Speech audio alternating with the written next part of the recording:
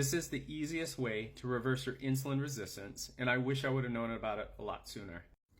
I went from 208 to 183 pounds, where I had cravings all of the time. I was always tired. I had low testosterone. I had chronic fatigue and dealing with depression, which I found out later was all tied to insulin resistance.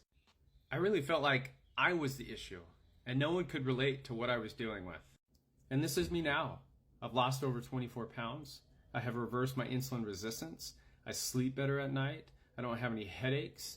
I have more energy than I ever had before. I'm not craving energy drinks. So before I get into how to reverse insulin resistance, you have to understand a couple things. And that is, when we eat carbohydrates, it impacts our blood sugar levels. And that's because those carbohydrates get broken down into sugar, and that sugar causes our blood sugar to rise. And insulin gets released and acts like a key to a door, opening the cell doors so that glucose can enter and be used as energy or stored for later need. However, when we become insulin resistant, that key stops working. So in order for the cell doors to open, your body releases more insulin. And this causes our insulin levels to be elevated all of the time. And if this is left unaddressed, it can lead to more chronic symptoms like type 2 diabetes and all of these symptoms listed here. So our goal to reverse insulin resistance is to first lower the elevated insulin levels. And here's how I did that, and I'm also going to tell you how you can do it as well.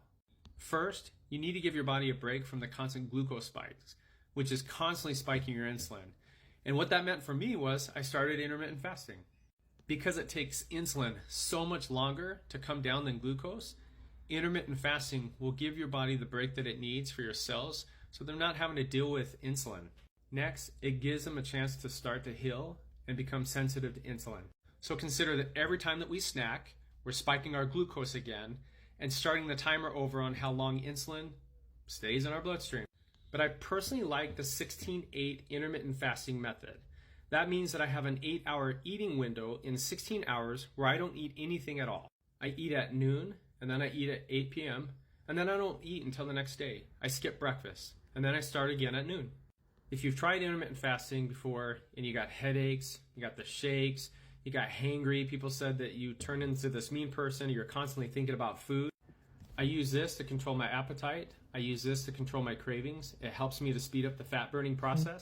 Now, when you eat and you have that first meal, it's really important that you focus on having sufficient fiber, protein, healthy fats, complex carbs, and if you actually eat it in that order, it actually helps to keep your glucose much lower. Now, most people are fiber deficient, so what I do is I supplement with this product, which is a blend of 9 soluble and insoluble plant-based fibers, which is specifically designed to absorb excess carbohydrates and keep my glucose levels low. Lower glucose, lower insulin. You lower insulin, the faster that you can reverse insulin resistance and become insulin sensitive. And as you reverse insulin resistance and become insulin sensitive, you are going to feel absolutely amazing.